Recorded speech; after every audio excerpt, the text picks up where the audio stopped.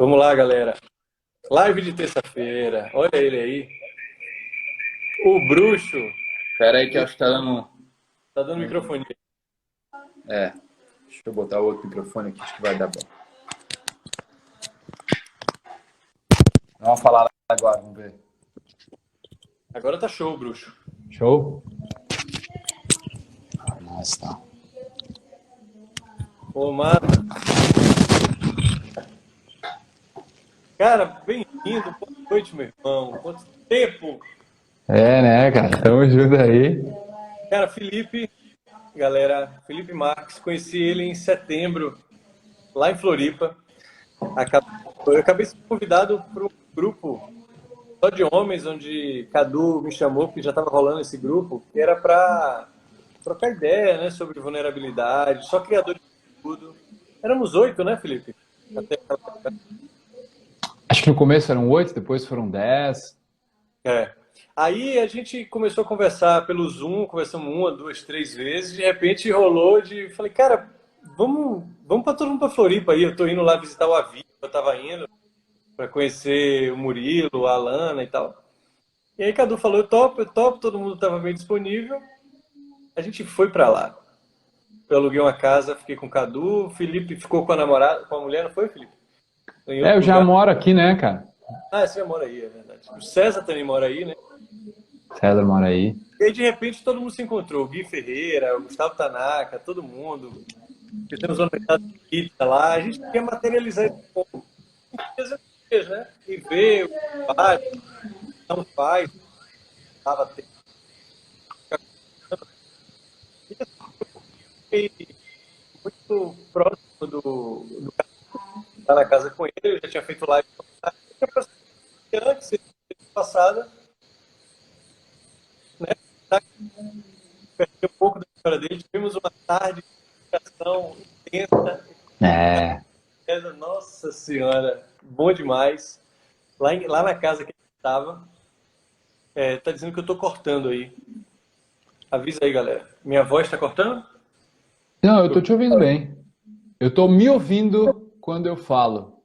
Ah, deve ser porque o computador tava no alto. Vamos ver agora aí, galera. Se Vamos tá ver tra... agora. Eu tô te ouvindo perfeitamente. Deixa eu ver aqui. Se melhorou. Parece que voltou agora. Tá, se tiver ruim, fala aí. Ainda tá Beleza. funcionando? Melhorou agora? Aí, agora voltou. Vamos Bom, que agora vamos. acho que voltou. Beleza, vai falando aí, galera. E aí, cara, depois dessa tarde, onde ficou ali, ficamos, sei lá, umas 4, 5 horas lá na casa que a gente estava. Eu, Felipe, o César, o Cadu, quem mais? O André, não foi? O André. E a gente conversou muito nesse dia. Muito. Depois de noite a gente saiu e tal. E nesse dia, assim, eu falei, cara, essas pessoas estão aqui, eu tô conectado. E Felipe me contou um pouco da história dele. Eu falei, pô, ele contar um pouco para vocês, não só a história, né? Porque sabe que eu trabalho com história. O Felipe estava perguntando no instante aqui o que que eu fazia, né? Como é que era o meu negócio e tal. Eu falei até às vezes fica difícil explicar para ele, mas basicamente eu digo, eu ajudo as pessoas a entrarem e conhecerem a sua própria história um pouco mais, né? Olharem para si. E então eu vou te perguntar um pouco para a gente começar da sua história, né? Você me falou que você era um cara tímido. Hoje esse cara tá na internet, esse cara já foi introvertido. Me conta um pouco aí, Aham. como é que você foi parar aqui, cara? Boa noite, obrigado. Tamo junto, cara. Prazer aí. Tá com toda a audiência, tá contigo, irmão. Pô, conectei demais aí quando a gente se conheceu. Aqui em Floripa foi muito incrível, muito incrível. O Samir tinha cada história para contar, cara. Cada vez que ele ia contar uma história, ele trazia todo um contexto sensacional. Contador de histórias nata aí, muito bom. Toda história é boa E desde contada, né, meu amigo? perfeito, mano, perfeito. Acho que tem muito a aprender sobre isso aí.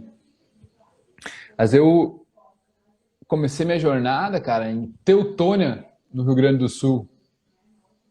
É, lá onde eu nasci, 30 mil habitantes.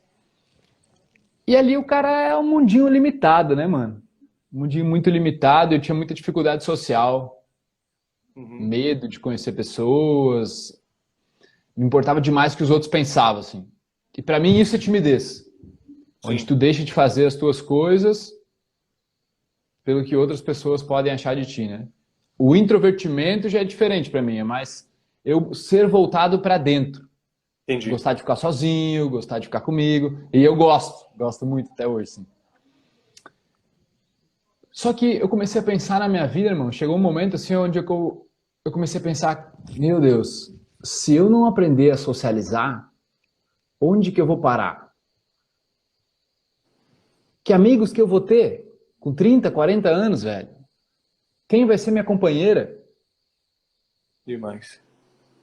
Que tipo de relação eu vou ter com as pessoas no meu trabalho? Que tipo de trabalho eu vou ter? Como é que eu vou negociar? Como é que eu vou vender? Comecei a pirar nisso aí, eu pensei, não, eu preciso tomar um jeito da minha vida. E aí, vários fatores foram acontecendo.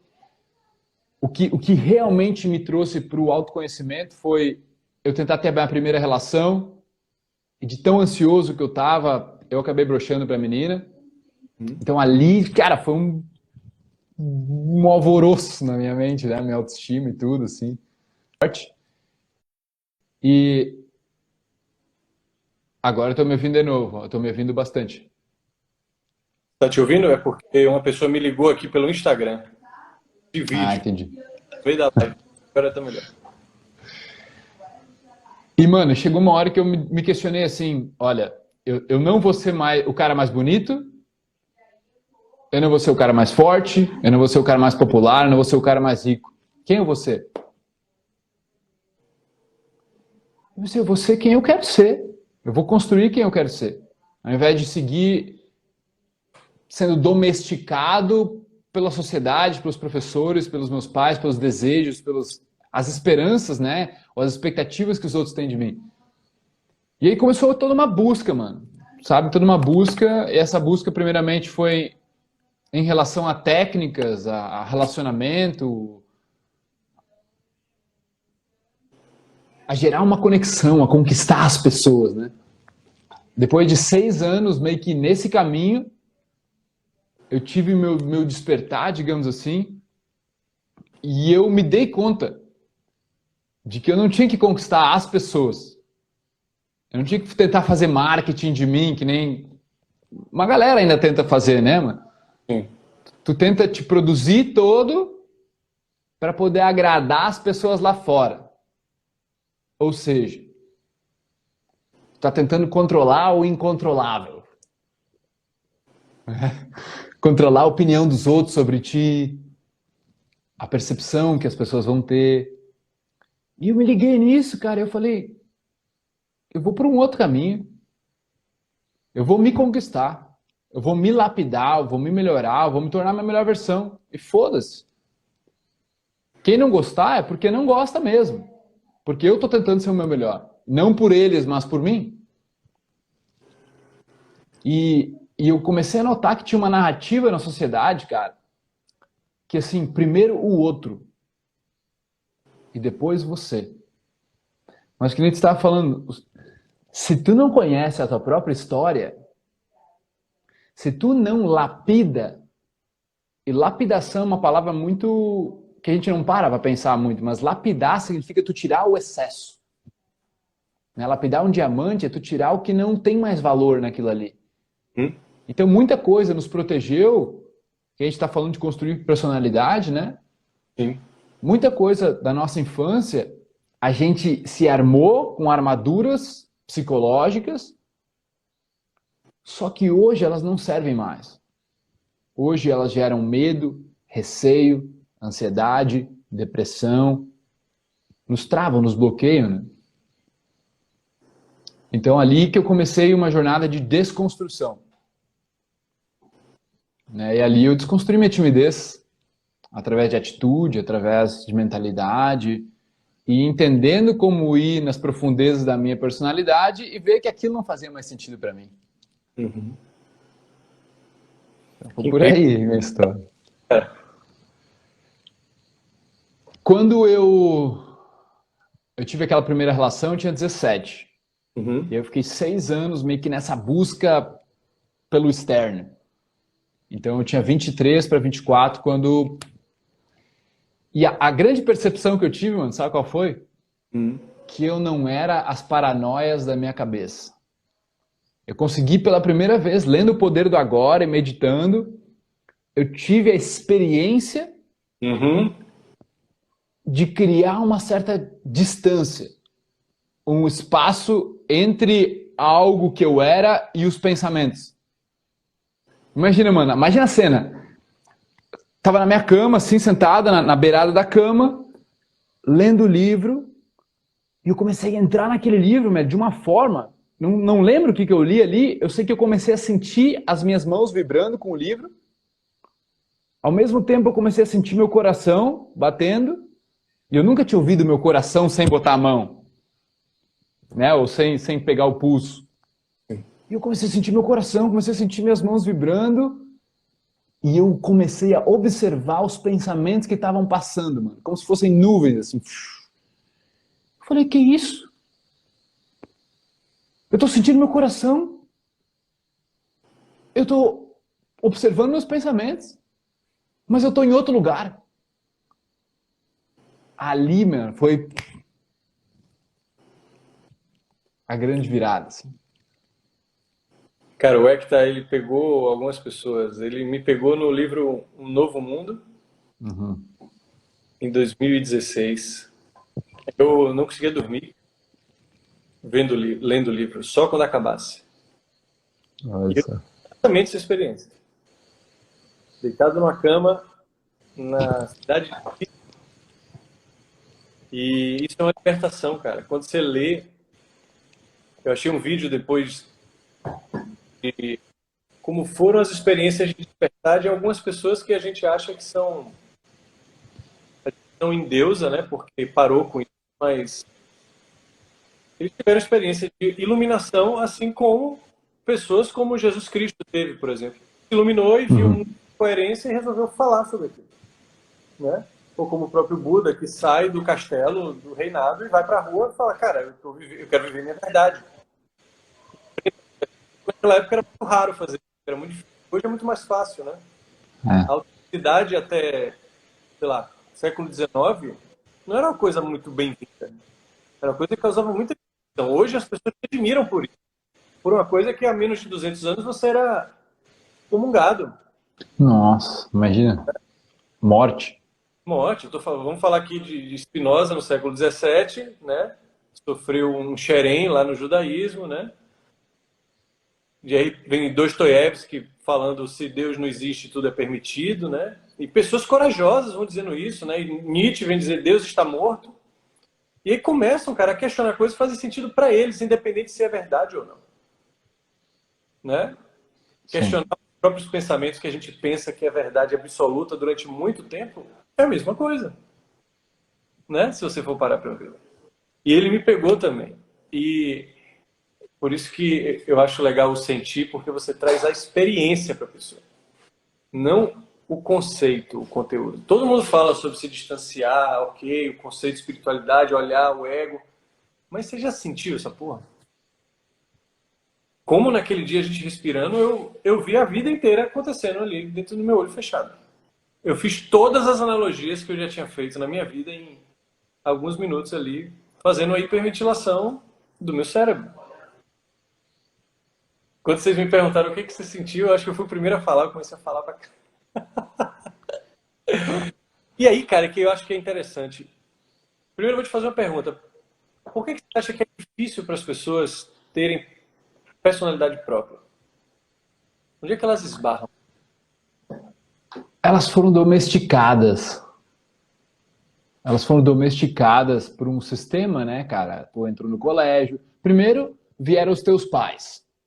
Teus pais vieram os teus avós, que vieram provavelmente de um cenário de guerra, né? Avós ou bisavós vieram de um cenário de guerra, passaram fome, dificuldades e tudo mais.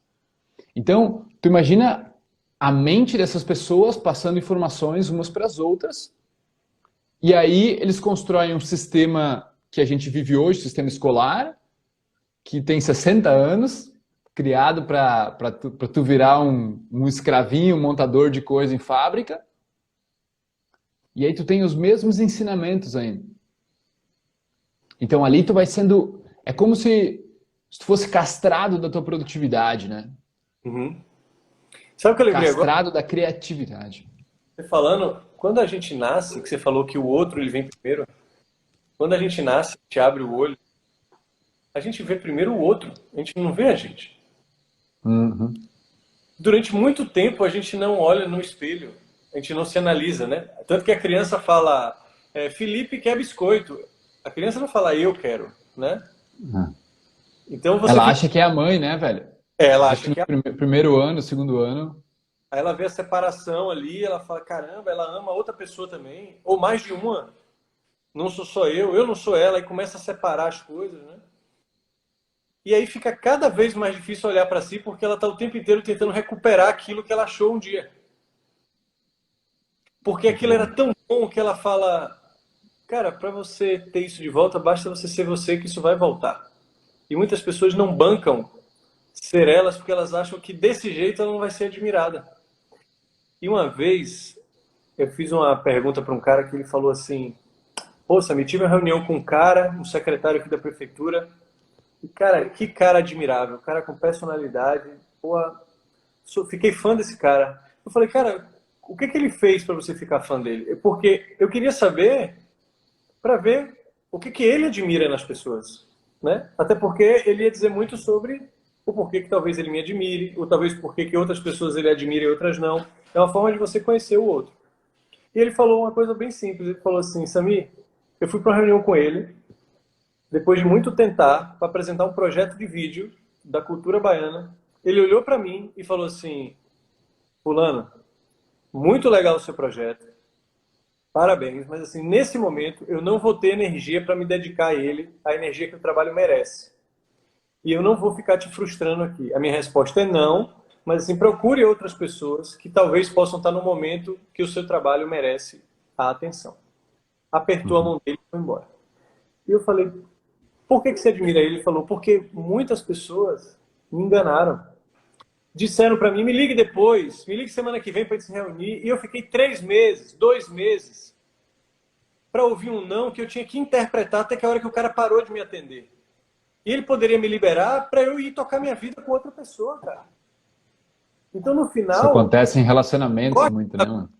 Ajuda. Ajuda. Porque, fala a verdade, você, né, tem um namorado. Aí você fica o tempo inteiro insistindo para ela te beijar. Quando ela te beija, cara, fala a verdade, você fica satisfeito? E se de repente você tá parado, ela passa na cozinha e te dá um beijo no pescoço e sai sem falar nada? Ou a pessoa vai fazer isso por ela, em relação a você, ou não vai ter o gozo. Ou vai ser você só tá sendo, só por você estar sendo, ou vai ser por estar sendo um fake para conseguir algo. E no fundo você sabe que você não vai ficar satisfeito. É. Tu já faz esperando algo do outro, né, cara? Muito louco isso. Eu gostei disso que tu trouxe, cara, dessa parte quando a gente nasce, né? Porque nesse tema de construção de personalidade, que é uma das coisas que eu mais tenho batido na tecla, assim, as identidades que a gente vai construindo ao longo da nossa infância. Porque pensa, todo mundo, né? Vamos pensar juntos. Quando a gente nasce, tu só tem as tendências genéticas. Tu tem as memórias genéticas e outros tipos de memória que vêm contigo. Mas a memória desse mundo, tu não tem. As personalidades, elas vão sendo construídas como se tu fosse um livro em branco, que a partir do momento que tu estava na barriga da mãe, tu já começou a escrever esse livro, emocionalmente. Os primeiros 7, 8 anos não tinham mental para descrever com palavras que a gente tem hoje. Não tinha linguagem. Então tinham só emoções. Aí, sei lá, tua mãe não tinha leite para te dar? Pronto. Primeira emoção de rejeição na vida. Parabéns. Tá aí teu carimbo. Pá! Né? Primeira rejeição. Segunda rejeição, teu pai não quis te dar um brinquedo. Pá! Né? Teve um cliente meu, cara, que eu sempre gosto de contar essa história porque eu previ essa história acontecendo, velho. Eu falei um dia, isso deve acontecer dessa forma. E o cara foi lá numa hipnose que eu fiz com ele, contou exatamente a história. Ele estava no mercado, 3 anos de idade, e aí a mãe dele, cara, não sei o que aconteceu, mas a mãe dele devia estar no caixa ali, daí tu imagina, esqueci papel higiênico. Fica aqui, cuida dele um minutinho, sai correndo pro corredor pegar papel higiênico. A criança abre o berreiro. O que ela sentiu? Abandono, rejeição. Pronto, bastou. Só que esse sentimento de rejeição dos 3 anos, agora tu pega e tu linka ele pro medo de ser rejeitado por uma mulher. O medo de ser rejeitado num emprego. O medo de ser rejeitado numa apresentação. É o mesmo medo. Só que ele foi ganhando significado mental conforme tu foi avançando na vida. Tu foi reforçando ele. Dando identidades mentais para ele. E aí que vem aquela história. Eu sou tímido. Eu não sou bom com as pessoas. Eu não sei falar em público. Eu sempre me dou mal em relacionamentos. Eu tenho dedo podre. Você deve ouvir algumas dessas, né? E vem de lá, velho. Não adianta. Os primeiros sentimentos... Os neurocientistas, eles preveem que mais ou menos 80% de todas as emoções que a gente sentiu foram nos primeiros 7 anos, 8 anos de vida. E sabe o que é o mais louco? A psicanálise diz que dentro dessa rejeição, gozo. Ele diz o seguinte, o que te dá tesão não é o que te faz feliz. Interessante. Olha que interessante. Como funciona? O tesão, né? O que você deseja, e aí por isso que a psicanálise vai muito na sexualidade, principalmente a freudiana, está muito mais ligado à angústia do que à felicidade em si.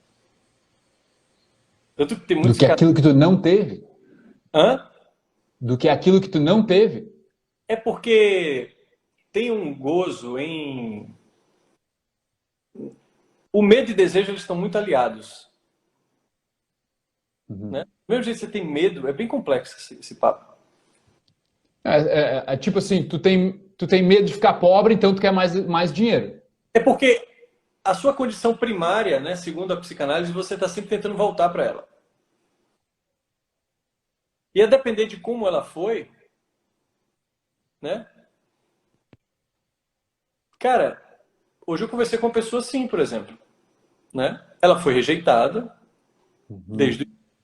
E ela só se sentia atraída por pessoas que tinham a possibilidade de rejeitá-la. E ela se sentia atraída real. Fisicamente. Sim. Sabe? E pessoas que estavam ali, legais, chegando para ela, para oferecer uma segurança, uma felicidade, alguma coisa, ela não conseguia, cara. Era muito mais forte. Mas assim, pra gente não ir para esse lado, porque eu sabia que eu e você, quando a gente começasse aqui, a gente sabe Deus onde é que ia parar. E eu sei que as pessoas podem estar gostando disso aí, mas é um papo para muitas horas e é muita responsabilidade também isso aqui. Né? O que eu acredito que a gente constrói personalidade assim, é igual a pessoas que têm medo de falar em público. Eu não acredito que ninguém tem medo de falar em público. Eu acredito em pessoas que têm medo de falar em público sobre algo que elas não dominam. Sabe por quê? Quando você se empodera da sua história, você sentiu isso, tá? Quem vai questionar o que você sentiu? A pessoa pode questionar a sua opinião política. A pessoa pode questionar a escolha do seu time de futebol. Mas a pessoa não pode questionar a sua experiência. Porque ela é única. Ela é legítima. Então, quando você não valida a sua história, você não consegue nem começar a construir uma personalidade. Você não sabe quem você é, não sabe o que você fez, então você foi parar até aí. Quando eu te pergunto, Felipe, como é que você foi parar até aí? Você vem com a narrativa. Que é o que é a substância, né, da vida humana. Histórias. É o que dá sentido às coisas. Uhum. Mas quando eu vou atender uma pessoa mesmo, ela pergunta, eu pergunto, sim, mas eu sempre começo assim, mas me conta um pouco aí desse Felipe que eu não conheço. Assim, por exemplo, quando eu pergunto o pai e a mãe, ela sabe tudo. Ah, meu pai, minha mãe, papapá. Quando eu pergunto dele, eu falo, cara, não tô atendendo sua mãe. Ela, não, Samir, que é o problema é meu casamento. Eu falo, ok, mas me fale um pouco de você, eu quero saber como você vê o casamento. Não quero, é completamente Caramba, diferente. diferente, cara, porque olhar para si, às vezes pode ser muito angustiante, pode ser muito sofrido, pode ser muito emocionante, mas você vai viver com você até o resto da vida. Então, dizer que está cortando.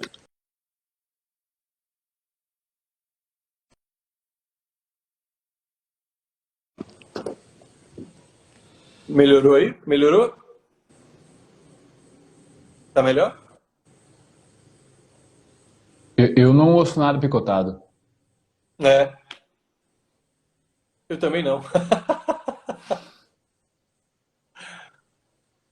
Melhorou, né?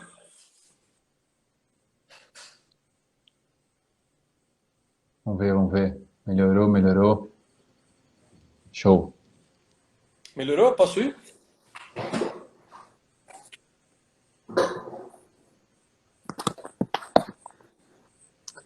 Cara, sabe uma coisa assim que. Não sei se eu posso falar, se eu quer Pode falar só. aí. Tava só esperando para ver se melhorou.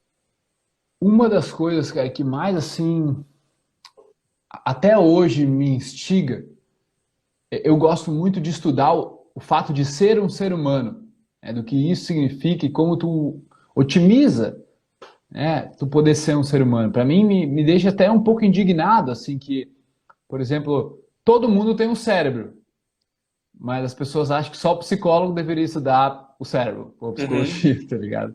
uhum. Então é como se a gente tivesse que arranjar um tempo na nossa vida que vai além do dinheiro, do trabalho, da família, para tu entender como formar um manual de instruções de como tu funciona. Né? Tipo, quem tu é, porque eu não gostava de ser quem eu era. Eu acho que tem muita gente aqui nesse caso. Eu odiava ser o adolescente que eu fui, velho. Eu tinha vergonha.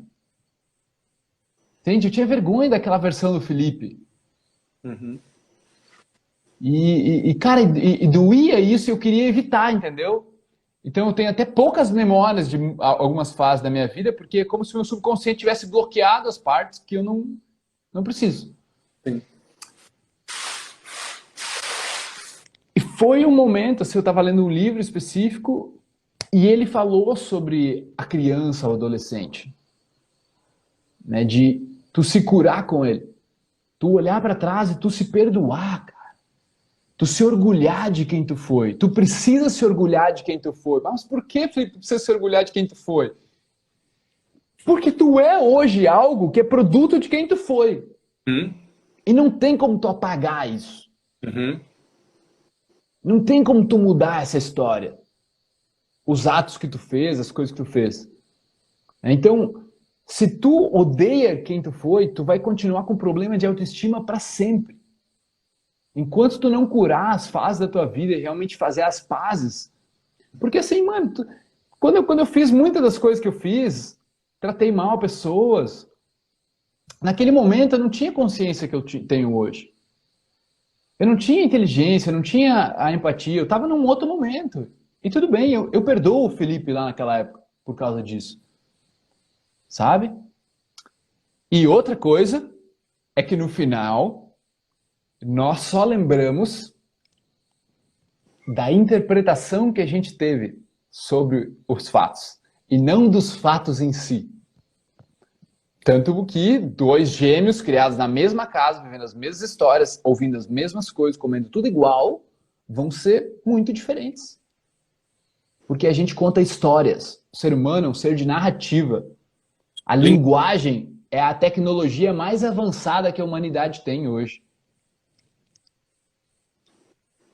Cara, a ontologia me encantou por isso. Quando eu fui estudar a ontologia da linguagem, E eu lembro que a professora... Eu nunca tinha entrado na aula depois que eu saí da engenharia, que eu me formei. Nunca tinha entrado na sala de aula. E eu me formei, sei lá, em 2009, eu acho. 2008, 2009. Eu fui entrar na sala de aula em 2017. E aí ela começou assim a aula. Existem sempre duas verdades. Uma é o fato em si. A outra é a interpretação que você dá a ele. E o que torna isso dentro da pessoa verdade é o que a gente vai estudar aqui. Putz, velho. Eu falei, agora eu tô no lugar certo.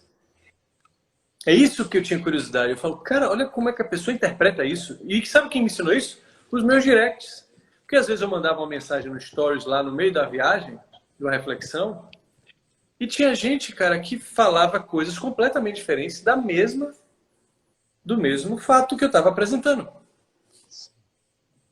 Sabe? Então eu via, eu lembro no Nepal, eu fazendo um vídeo de umas criancinhas que estavam vindo me vender maçã e eu filmando e botando uma música legal, e elas me oferecendo maçã, enquanto uma chorava no banheiro e me dizia que foi chorar no banheiro com aquela cena, escondido. A outra me dizia que eu tratei mal o menino porque eu deveria ter comprado uma maçã dele. E eu estava ignorando porque eu estou pegando no celular. Olha isso.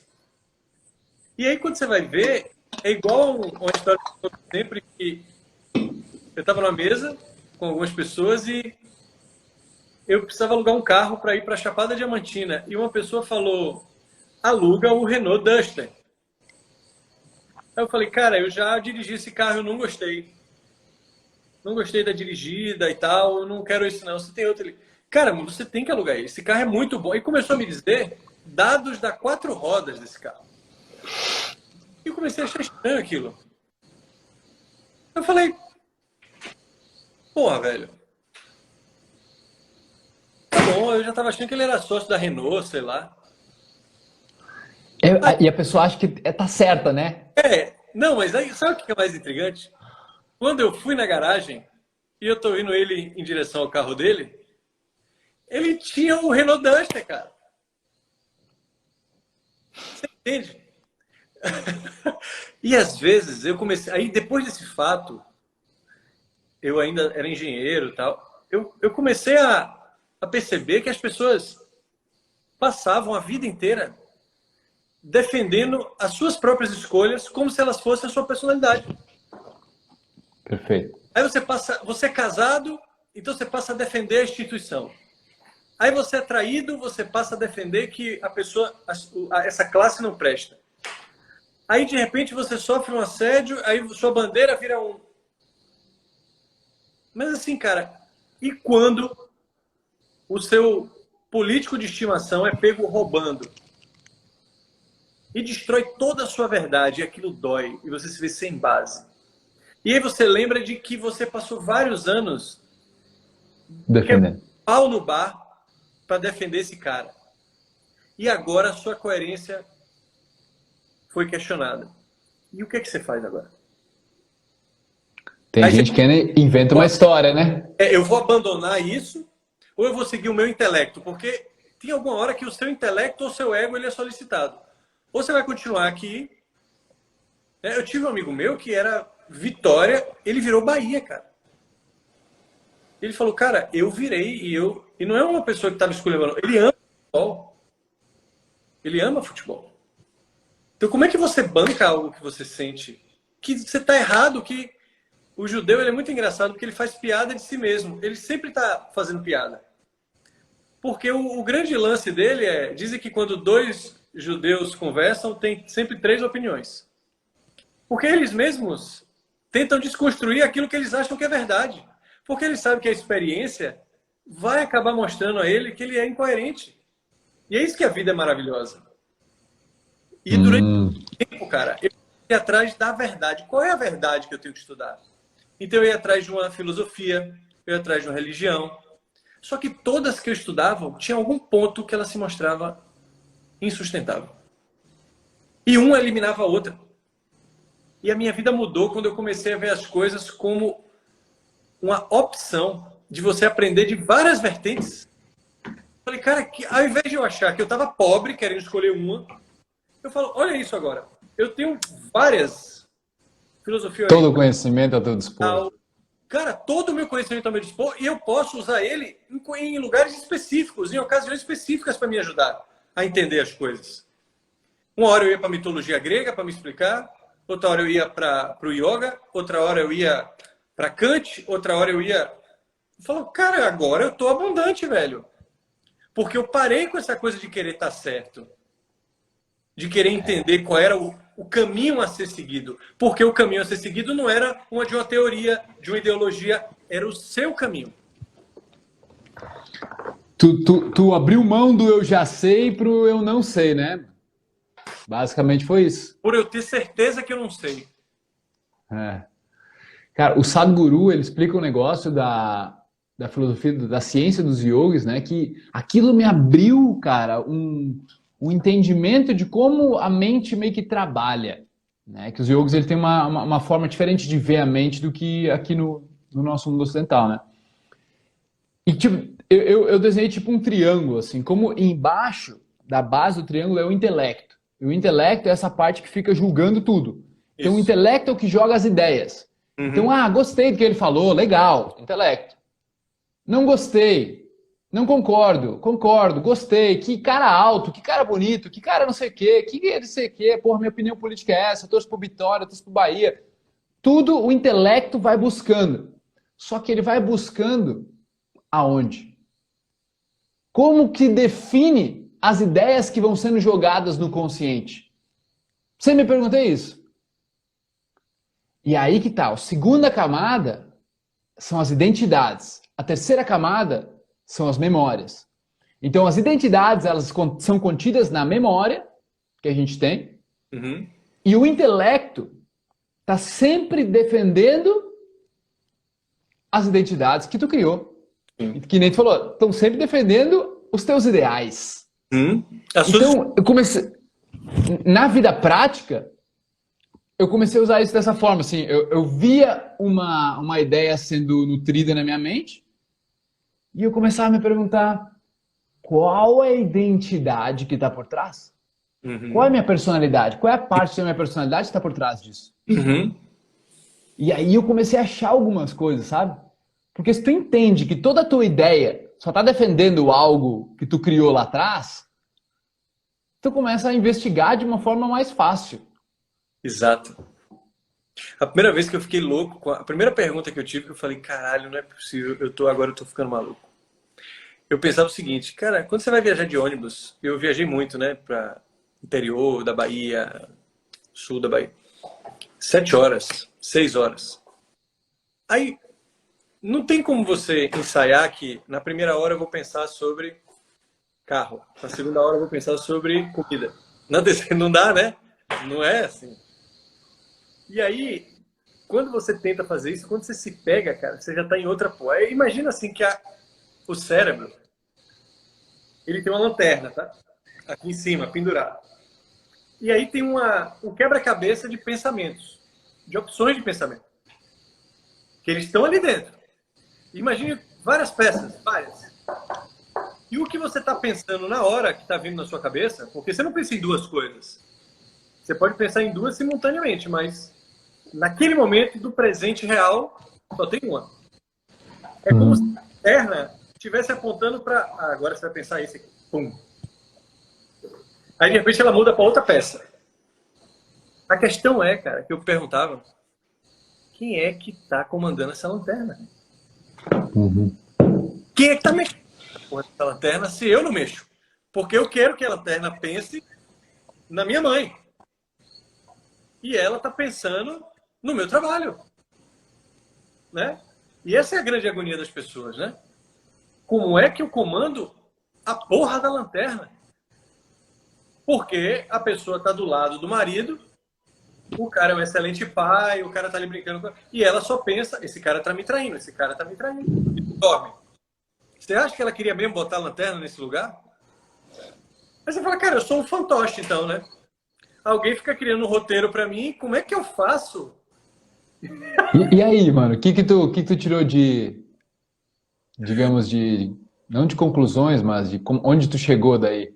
Cara, aí Quem comanda a lanterna na tua visão? passa o tempo, né? passou um tempo e eu falei, cara, eu vou começar a observar com de lugar, né? Que eu sonhava em ser a lanterna. Eu falo, chegou com a lanterna, eu sou rei. E aí, cara, eu percebia que não era você que mandava a lanterna, você não podia fazer esforço para comandar a lanterna. Porque quanto mais você fazia esforço, cara, mais você ia. E ela era o seu pior. E aí, o que eu fui caminhar em Santiago, cara. Em Santiago. E o caminho de Santiago eram 10 horas, 11 horas por dia caminhando. Diz que está cortando meu áudio. Começou a esperar um tempinho. É o cachorro. Ah, deve ser uma loucura esse. É o cachorro. É uma loucura, meu brother. Cara, deve ser muito massa esse caminho de Santiago, eu tenho vontade de fazer. Vamos lá, deixa eu ver se voltou aí. Áudio do Mano Abud cortando. Tá cortando. Oh, meu Deus, o que eu faço com esse áudio? Será que é porque a gente está transmitindo aqui no YouTube também? Tá dando interferência? Ou é o cachorro? Vamos lá, galera. Diz aí se tá dando para entender. Cara, eu percebi uma coisa. Que eu tinha feito uma formação em yoga há um tempo, um pouco antes. E logo depois eu fui para o Caminho de Santiago. E andando durante 30 dias, do dia 26 de julho ao dia 26 de agosto de 2017, eu caminhei 850 quilômetros, mais ou menos. Nossa. Todos os dias. E no primeiro dia, eu subi os Pirineus muito alto, muita subida. E eu cheguei lá em cima, cara, eu falei, cara, ainda faltam 29 dias. Minha lanterna estava focada nisso. Eu falei, cara, eu quero pensar nisso. E aí veio um alemão para mim e falou assim, ó, dizem que a primeira semana seu corpo se acostuma e depois ele se adapta. Perceba isso. Aí eu mirei não nos 29 dias, eu mirei no 7º dia. E eu comecei a caminhar. Começou a doer tudo. E eu comecei a ver, cara, que quanto mais eu ficava presente, eu encontrei um cara, irmão, um suíço, que ele andava descalço, brother. Bruxo, o cara, eu perguntei pra ele o porquê que ele andava descalço, ele falou, cara, eu era vendedor do eBay, eu ficava com 4, 5 telas no meu MacBook, parecendo um louco vendendo. E aí o meu médico disse que depois que eu tava com problema de foco, e ele me passou um remédio, tipo Ritalina. E ele falou, cara, eu não vou tomar essa porra. Quer saber de uma? É pra ter foco? Eu vou caminhar descalço nesse lugar, porque eu vou ter que prestar atenção em cada passo que eu vou dar. Senão eu vou furar meu pé. Caralho. E você não sabe, brother. Todo dia que eu acordava e começava a caminhar, quando eu via esse cara tava sempre na minha frente. Sempre na minha frente. Tanto que eu tenho várias fotos dele, ele de costas pra mim. E aí eu ia passar ele para conversar com ele. E, cara, quanto mais o tempo passou, eu esqueci da lanterna. Quanto mais o tempo passou, eu tava tão conectado comigo, cara, que a lanterna ia perdendo força, velho. Quanto mais ausente você tá de você, quanto mais focado você tá em querer comandar algo, em controlar algo, que você falou no início, menos você controla, velho. Quanto mais eu deixei as coisas passarem, quanto mais eu me conectei com a história das pessoas, quanto mais eu comecei a prestar atenção no... Às vezes eu tava morrendo de fome, velho. E eu falava, meu Deus, eu tô morrendo de fome, tá no meio das mesetas lá, que era um deserto, 7 dias no deserto, não tinha uma sombra, um sol a pino, não choveu um dia. Eu parava do nada. Quando eu olhava assim uma árvore, pô, uma árvore lá, quando eu chegava lá, cara, do nada uma árvore de amoras, gigantesca, cheio de amora para comer. E aí do nada aparecia um cara, um alemão, tem muito alemão lá caminhando. cara de 60 anos, cara, caminhando 60 por dia, 60 quilômetros por dia. Que isso? Porque normalmente você caminha 30. Quando você caminha muito, 40. E eu comecei a encontrar ele assim, eu comendo minhas amoras, ele falou, cara, você tem... Ele falou, você tá com comida aí? Porque ele viu que minha mochila tava pequena, eu já tava caminhando há muito tempo. Ele, toma aqui uns nuts e uns chocolates. Ele me deu. Aí eu comecei a comer, comecei a conversar com ele. E ele tava me contando a história de que ele dormiu num lugar e ele se envolveu com a Argentina. E no segundo dia ele ficou com ela, no terceiro dia ele ficou com ela. No quarto dia ele acordou que era um albergue, todos os municipais, né, são albergues de 60, 80 camas. Cara, ele acordou, a mulher não estava mais lá. A mulher meteu o pé. E ele estava desolado, ele estava andando 60 por dia, porque normalmente as pessoas andam 30. E ele estava andando 60, Ele alcançar ela. ele alcançava ela. E quando eu me conectava com uma pessoa dessa, cara, minha lanterna sumia. Porque eu olhava para frente, eu não sabia o caminho de chegada, porque não dava para você ver. Se eu olhava para trás, você não viu onde você começou. Eu nunca estive tão presente na minha vida e nunca me senti tão livre, porque eu só tinha as minhas pernas, eu gastava 20 euros por dia e eu estava totalmente presente, sem precisar usar nenhuma ferramenta, não ler nenhum livro. E bastou eu parar, eu vi a lanterna, botar uma pilha Duracell e começar o trabalho dela de novo. De novo. E nesse mundo aqui que a gente vive hoje, é o paraíso das lanternas, cara. E a gente precisa ser muito resistente. A gente precisa ser muito disciplinado. E estar muito conectado com a nossa história, com o que a gente realmente quer, para a gente não ser atormentado por ela. Porque isso causa adoecimento. O sonho das pessoas era, eu não queria pensar no que eu penso. Porque a pessoa se acha ruim pelos pensamentos que ela tem. Ela acha que ela é o pensamento ruim que ela tem. E isso é foda. Isso é foda, meu. Tô até notando aqui, não queria pensar no que ela pensa. Porque, velho, esse era eu, assim, eu não queria pensar no que eu pensava, sabe? Eu queria poder parar a máquina de pensar. Queria poder parar aquele giro insano, acelerado de pensamentos. E a minha libertação foi entender que eu não precisava acreditar neles. Aí com respiração, fui aprendendo a diminuir a velocidade deles. E eu fui impedindo, não é a palavra certa. Eu fui calando certos pensamentos porque eu desconstruí as identidades que eu tinha.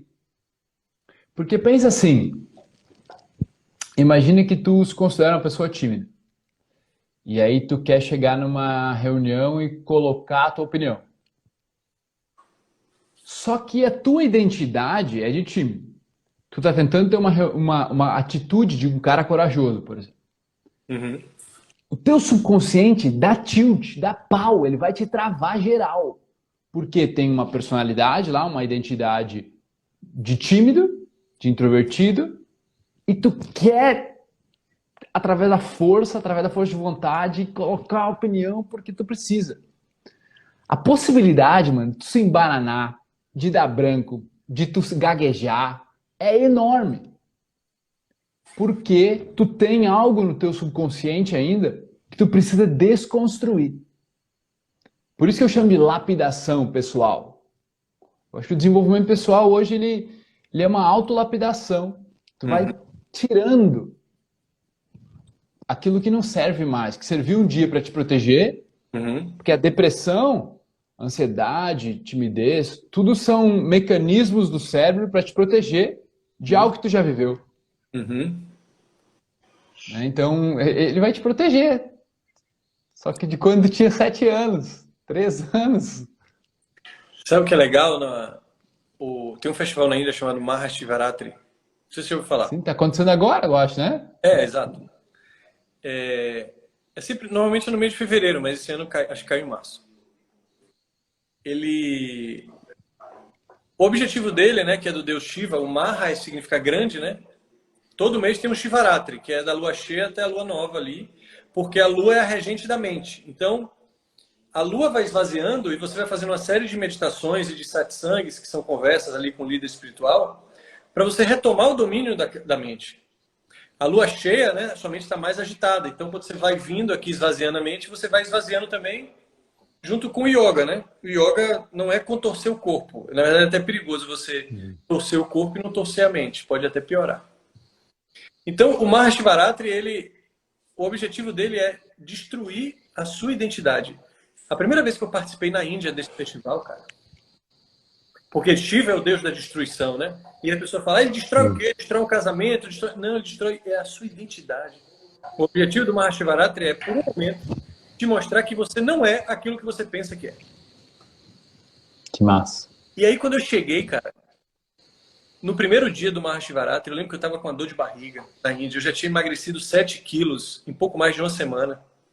A pessoa estava bebendo água com aqueles eletrólitos lá. Eu estava mal, velho. E aí chega um guru espiritual ainda na minha frente para um bocado de gente e fala que a gente tem que fazer uma austeridade inteligente. Você tem que tirar alguma coisa. Tipo, o chocolate que você é viciado depois do almoço. O cigarro. Sei lá, algo que te vicia mesmo. Que domina. Né? Você vai tirar ele por 14 dias aqui com a gente. A gente conversando, a gente vai dar luz a essa sombra sua. Né? E eu falei, cara, eu vou tirar o quê? Eu já tô sem nada, eu só tô bebendo água. Né? Eu falei, ó, eu cheguei aqui agora na Índia, é muita informação, eu só vou observar. Eu lembro que tinha uma mulher ruiva, na minha frente, pegando as carteirinhas da galera. Ela tinha um cabelo bem longo, vermelho. Ela parecia aquela sereia, pequena sereia lá. E aí, beleza, ela foi num dia. No outro dia, eu falei, poxa, já trocou a galera aqui, ó. Já é outro cara, já é outra mulher. Beleza. E aí, na hora que eu peguei o sapato de volta, ela chegou pra mim e falou, e aí, gostou do satsang de hoje? Foi melhor que o de ontem? Eu falei, mas você estava aqui ontem? Quando eu olhei, cara, era ela. Sabe por que eu não identifiquei? Porque ela tinha raspado a cabeça, bruxo. E para a mulher, né, quando ele falou, agora que eu entendi a austeridade inteligente, a maioria das mulheres tinham ido para a beira do Rio Ganges, cara, e tinham raspado a cabeça, que é o grande símbolo da identidade da mulher. Ela se olhar com o cabelo, aí eu comecei a reparar em várias pessoas que eu não tinha reconhecido. Eu lembro que eu olhei a Claudine, uma menina do Rio de Janeiro, que eu tinha conhecido, ela com a cabeça raspada. Depois mostrou as fotos. Eu falei, caralho, galera, eu mal tinha cabelo e eu já tava falando, e se fosse o meu, eu já ia sentir falta. Imagina uma mulher, cara. Aí eu vi o quanto eu era apegado ao negócio. E aí você começa a ver várias coisas, né? E sua mente começa a te enganar, dizendo, ah, mas pra que isso de raspar cabelo? Eu não preciso disso para não sei o quê. Né? Porque o ego, ele perde uma identidade, mas ele quer logo botar outra. Inclusive a do espiritual, né? Você larga seu emprego, suas coisas, você fala, porra, agora eu vou viver aqui, iluminado. E às vezes é mais uma identidade que você quer fazer para se alimentar, cara. E você foi pego na curva. Aí perguntei, como é que você vai saber que a sua identidade de hoje não é a do seu ego? Cara, o que você faz, você sente. O que você faz que você realmente é, você faz com naturalidade, você tem consistência, não tem esforço. Não tem esforço. É natural. Aí você falou, moça, mas é difícil. É porque você está aqui, ó. E o caminho mais longo que você vai fazer na sua jornada é da cabeça para o coração. Não é dar a volta ao mundo 3 vezes, caminho de Santiago, 800 quilômetros. É daqui para aqui, cara. Fisicamente é pertinho. Mas emocionalmente parece uma eternidade. Esse é o esforço. Essa é a curva que a gente tem que virar. Que aqui você entende. Até aqui, ó.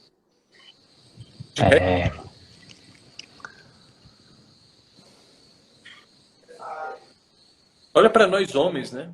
A masculinidade, o que é isso, cara? Que negócio forte, que identidade perversa. Até na gente, E ela cara. foi construída numa cultura, né, cara? Dentro da nossa memória. Olha o que a mulher sofre hoje. A mulher não tinha direito a ter outra vida se ela tivesse filho, se separasse e tivesse 30 e poucos anos, cara. Ela tinha que ficar em casa. Até outro dia aí. A minha avó não pôde trabalhar, cara. Foi obrigada a não trabalhar pelo meu bisavô. Imagina.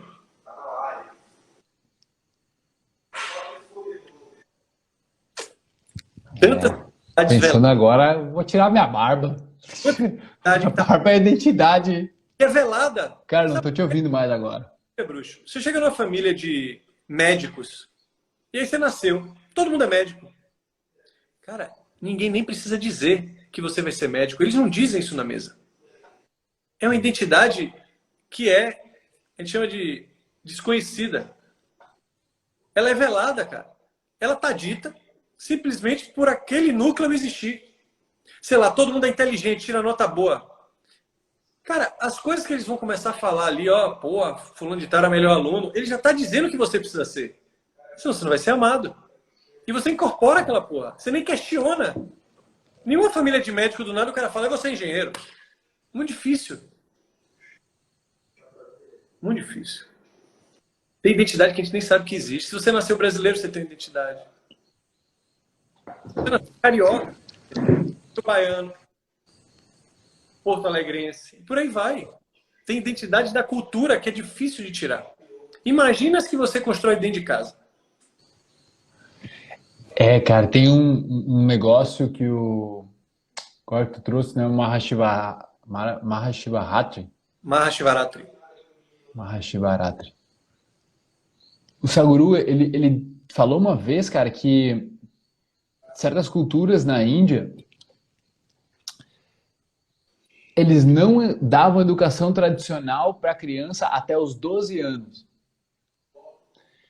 Porque até os 12 anos, a criança, ela precisava se identificar com apenas uma coisa, com o cosmos. Imagina o que eu tô falando, né, galera que tá assistindo.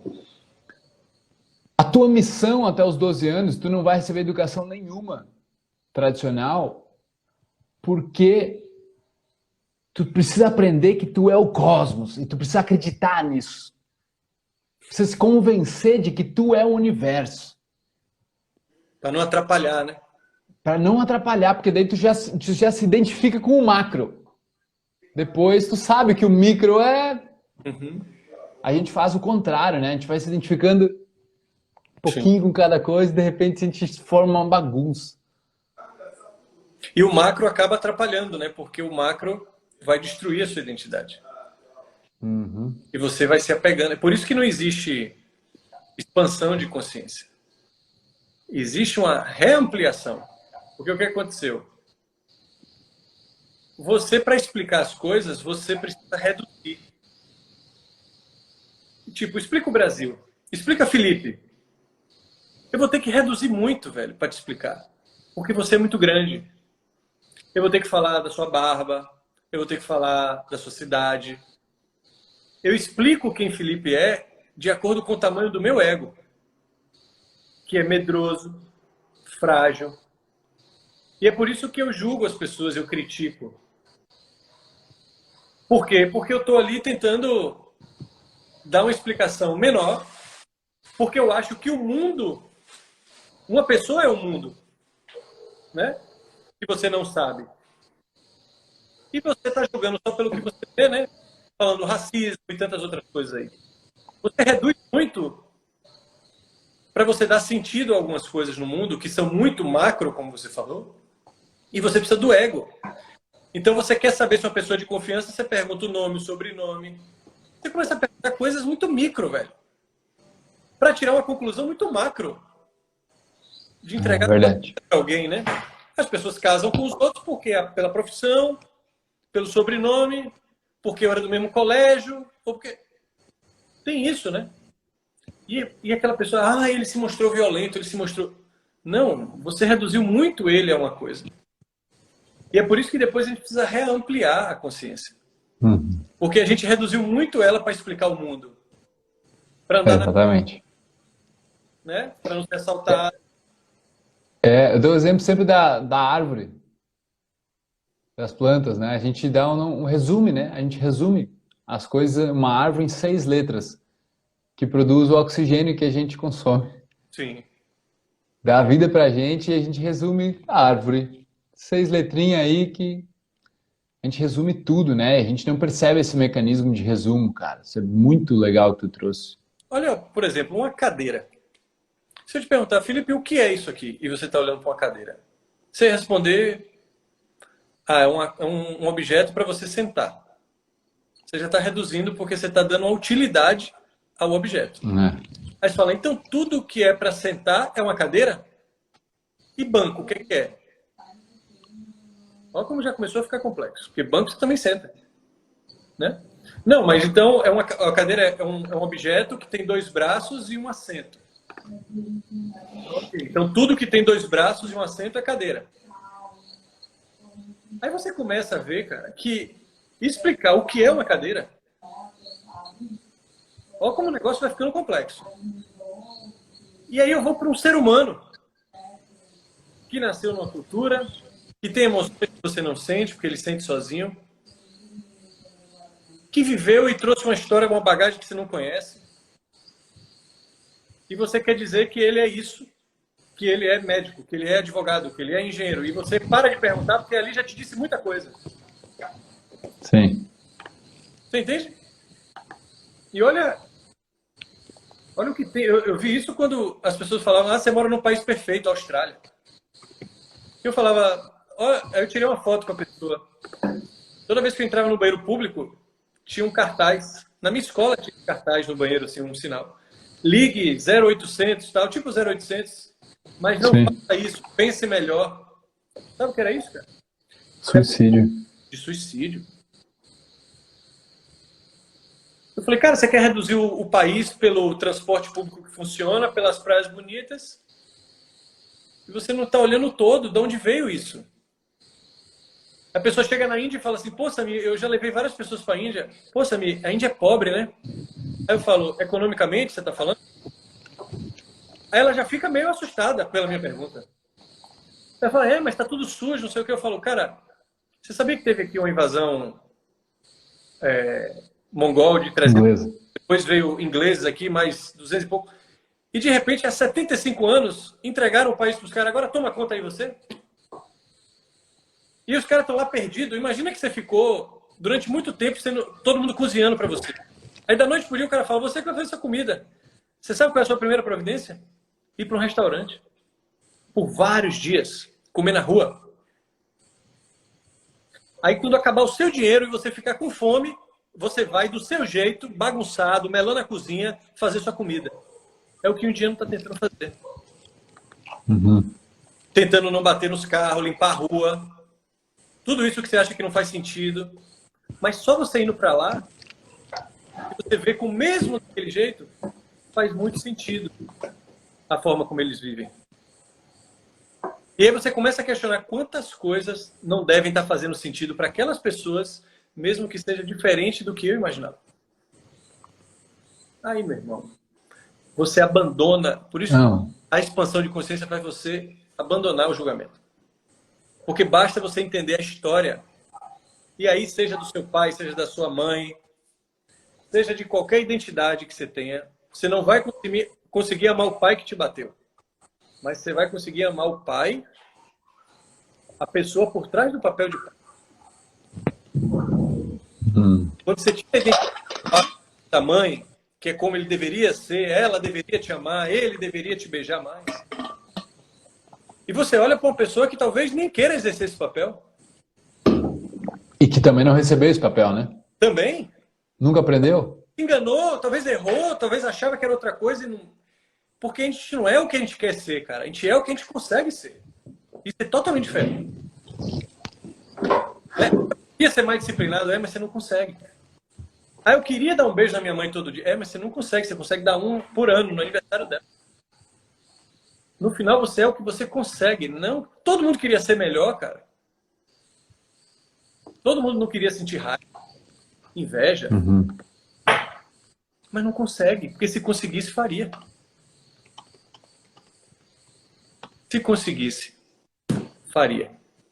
Eu nem sabia que o Instagram agora deixa mais de 1 hora, mas já passamos de 1 hora. Rapaz, bruxo, se a gente morasse na mesma cidade ia dar merda, hein? A gente ia pegar uma sessão de respiração, a gente ia até onde aqui? Cadu, meu café da manhã com Cadu, com o negócio de um cacau que ele fazia lá, demorava até meio-dia, meu irmão. Com a xicrinha. Eu falava, meu Deus do céu. Por isso que a gente pensou no reality, né? Tinha que ter uma porra aqui de umas câmeras aqui agora, que a gente não precisava ficar pensando em conteúdo nenhum, que o conteúdo é a vida aqui, cara. A gente é assim. Total, mano. Meu Deus. Isso causa... Total. A gente é muita ideia, né, velho? Muita coisa vai surgindo, muita. Tu já vai encaixando com coisas que o cara acredita, meu Deus do céu, vai. Repara muito bom, que muito foda. a gente não estava mais quieta durante essa live. Repara. E quando ela desligar, como ela vai ganhar força aos poucos. Tem gente que olha para uma cama e tem um campo de batalha. Não vê um lugar para dizer. Mas tá aqui, cara, você não percebe às vezes que você está com fome, que o tempo passou, já deu 1 hora. Porque ela desligou um pouquinho, ela deu uma treva para você ficar em você, presente. Gosta. É algo que atrai.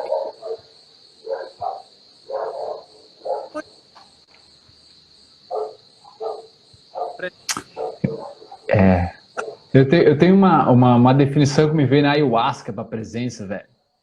Que a presença, ela é o espaço entre os significados. Massa.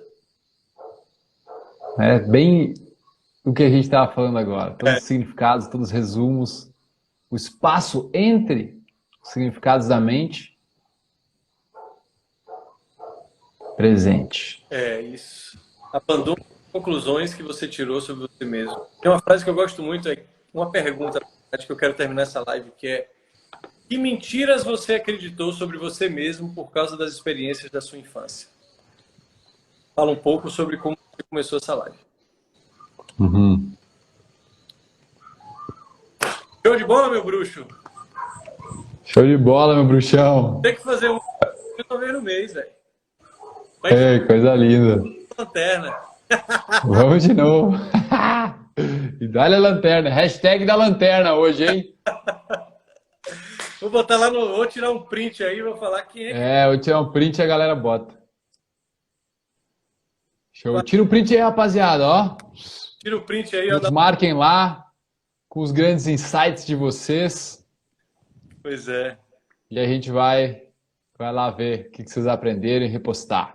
Obrigado aí pela sua disponibilidade, viu? Pela sua entrega, pela sua presença. Vou despejar tudo que você aprendeu aqui um pouco, né? Porque tem muita coisa aí. Acompanho suas meditações ali sempre quando posso. Parabéns por estar ajudando muita gente também, cara, e estar seguindo a sua arte. Admirável. Obrigado, irmão. Porra, prazer enorme trocar essa ideia, aprender contigo aí. Obrigado. Obrigado por toda essa galera bonita aí, por todos os pensamentos, histórias. Irado. Beijo pra você. Vamos juntar. Até a próxima, meu irmão. Beijo.